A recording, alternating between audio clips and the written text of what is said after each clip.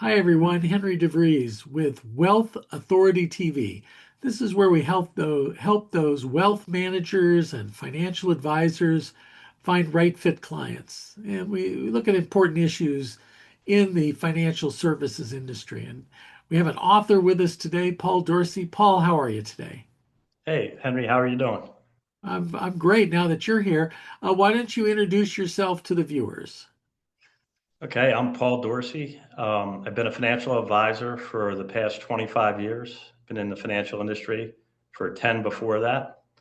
And as I've matured and watched the industry change and grow over the years, I've stuck to my basics. And it dawned on me that it was time to write a book about the people that taught me how to become successful. That's generous of you of sharing that mentoring with others. So, what tell us about the book? Well, the book is called Ditch the Pitch, Stop Selling, Start Serving, Grow Referrals. Hmm. And it's a book that has nothing to do with finance. It's all about how to treat people. The first half of the book talks about how to take care of your customers in such a way that they're surprised, perhaps delighted in how you serve them. And the second half is after you've taken care of your customers that way, they tend to give you referrals unsolicited. You don't even have to ask for them because you've done such a good job for them. And the second half of the book talks about how to take that initial referral or an offer for a blind date and generate or build the relationship with the person that doesn't know you any better except for what their friend told them about you.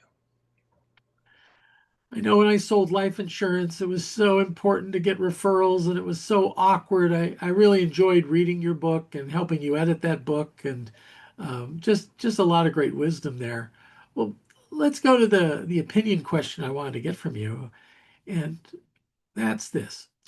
What can the industry do to improve the image of financial advisors?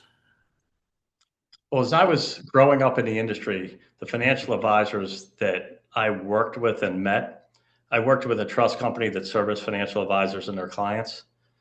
The majority of those financial advisors, in my opinion, seem to be more interested in themselves than they were in their clients.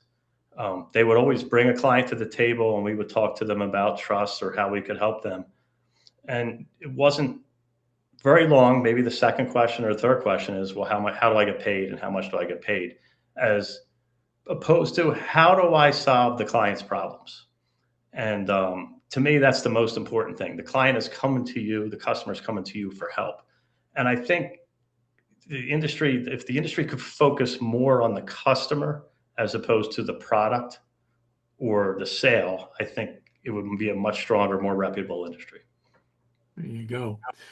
Well, is there anything else from your book that you'd like to add and share?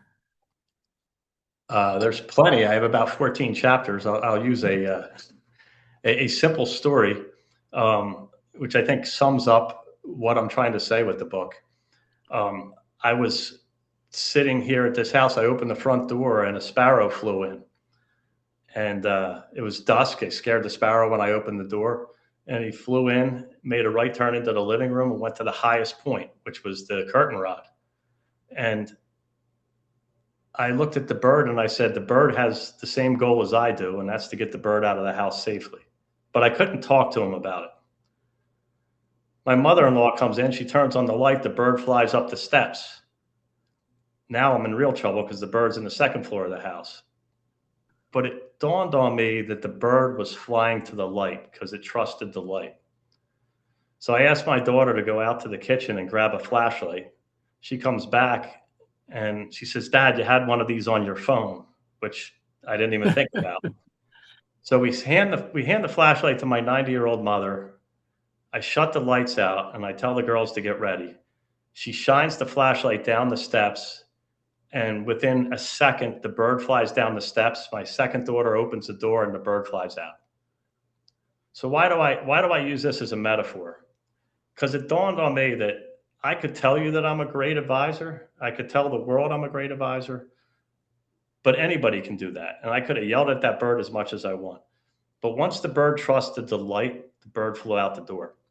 So if you're taking care of your customers and their customers have sampled your product, I always say, like sampling the ice cream before you buy the cone, it's them that tell your possible customers or their friends and family about you. And once they say that, hey, this advisor is a great guy, this CPA works well, this attorney does well, then everybody's got skin in the game. The service provider has got to provide a quality service.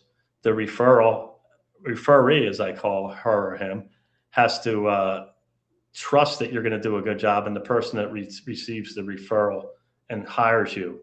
So it's kind of like the three legs of a stool. You're all working together to make sure that everybody's happy. Yeah, that trust is so important. I had an auto mechanic once who I thought I was going to have to pay $500. And he said, no, it's actually this simple thing. And I just adjusted it and no charge. Well, who did I keep going back to for a decade? Because I knew he had my best interests at heart. Or that waiter at a restaurant who you order some expensive dish and he goes, that's not so good today. Maybe you want to try the chicken or something like that. So you're really like, okay, they're looking out for me. So what can that be in our world and in the financial industry? So great wisdom. So that's all the time we have for today. We'd love to have Paul back as a guest another time. And until next time, help those clients stay healthy, wealthy, and wise. Thanks, Henry. Appreciate your time. My pleasure, Paul.